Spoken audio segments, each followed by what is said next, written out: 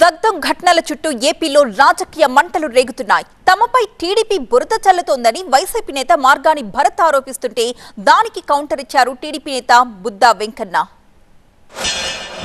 Left main canal కు సంబంధించి అక్కడ భూములు కొనిన దాంట్లో ఏవో అక్రమాలు పాల్పడి ఏముంటే బయట పెట్టండి. క్లియర్గా చెప్తున్నాం, మీ అధికారులు మీరు మీ ప్రభుత్వం ఉంది కదా, ఏదో అమాయకులు నలుగురిని సస్పెండ్ చేసేస్తే కుదరదు. ఎవరున్నారు దీని వెనకాతల?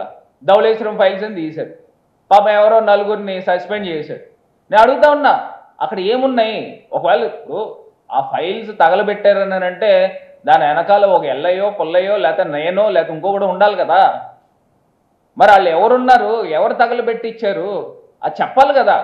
ఏమేమి అక్రమాలు చేశారు అవన్నీ బయట పెట్టండి.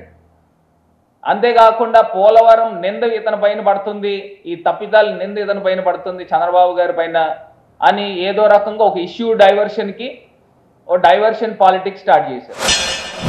చాలామంది ఐఏఎస్లు జైలు పాలయ్యారు, మీరు జాగ్రత్తగా ఉండండి అని చిలక్క చెప్పినట్టు అధికారులకు కూడా చెప్పాడు. విన్నారా? మంచి మాటలు చెవును పడవు. చేసేవాళ్ళేమో జగన్మోహన్ రెడ్డి అధికారంలో ఉన్నటువంటి అధికారులు, చేయించేవాడేమో జగన్మోహన్ రెడ్డి బ్యాచ్. ఇవాళ ఏమైంది? ఒక్కొక్క అధికారి సస్పెండ్ అవుతున్నాడు, రేపు అందరూ జైలుకి వెళ్తారు. ప్రజాధనాన్ని దోచుకున్న ఏ వ్యక్తి కూడా రోడ్డు మీద తిరగడానికి అనర్హుడు.